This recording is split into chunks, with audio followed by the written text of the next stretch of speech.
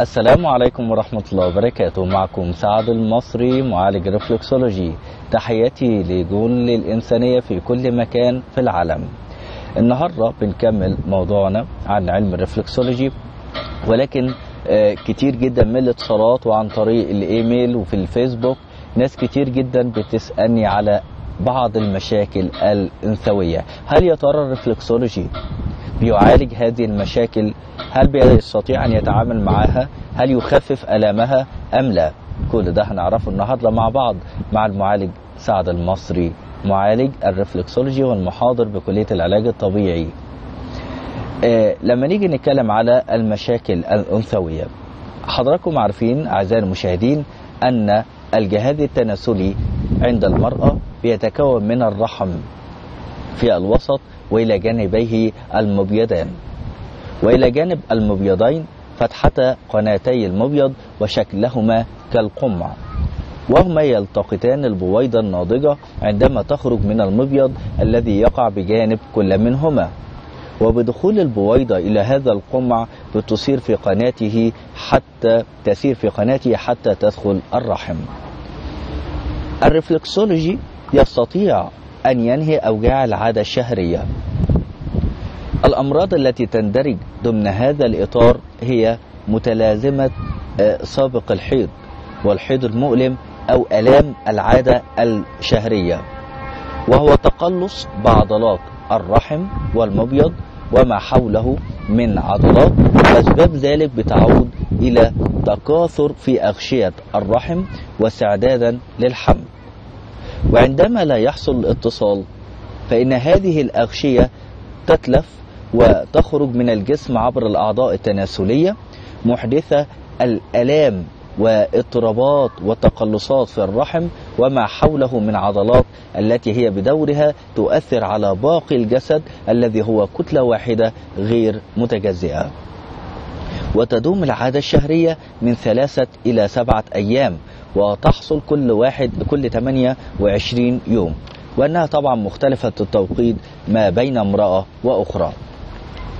أما أوجاعها فهي متعددة ومؤلمة، منها أوجاع النهدين، تقلص العضلات والنرفزة والتعب والكآبة وغيرها من الأعراض التي تكون مختلفة من امرأة إلى أخرى. وإن الأبحاث الجديدة حول هذه الأعراض هو اختلاف وعدم توازن في الهرمونات والعناصر الكيميائية في الجسم، بيحصل بنسميها حاجة كيميكال تشينج. والريفلكسولوجي بيلعب دور مهم جدا في ضبط وتوازن الغدد وإفرازاتها وفتح وتسليك مرابط الطاقة انرجي، وهذا كله بيؤدي إلى جسم صحي كامل مليء بالنشاط وبعيد عن أي خلل أو أي أوجاع. بنكمل كلامنا على هذه المشكلة، مشكلة العادة الشهرية، وأحاول أن أقدم لأعزائي الفتيات في كل مكان، إخوتي وأخواتي، نصائح رئيسية لابد أن نأخذ بها: ممارسة نظام غذائي صحي، تخفيف استهلاك السكر والكافيين اللذان يعكران المزاج، تناول فيتامين بي كومبلكس أو بي المركب، ده مهم جدا جدا، ممارسة التمارين الخفيفة بانتظام زي اليوجا أو التايشي. إذا كنت تعانين من اليأس أو تناولي أطعمة غنية بالكالسيوم زي السمك والسردين والفواكه ذات القشور والحبوب المنبتة. كما أن الريفلكسولوجي بتجعلنا نحصل على تنفس عميق واسترخاء تام، بنسميه ديب ريلاكسيشن لا شعوري.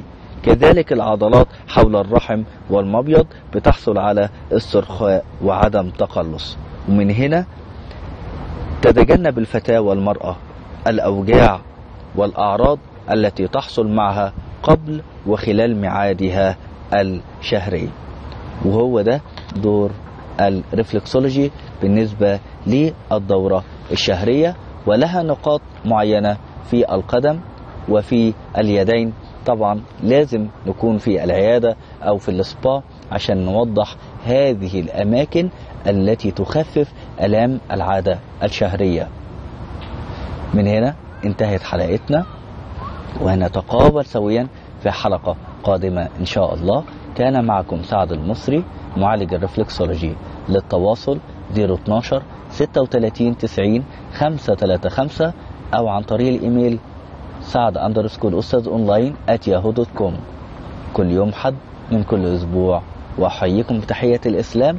السلام عليكم ورحمة الله وبركاته.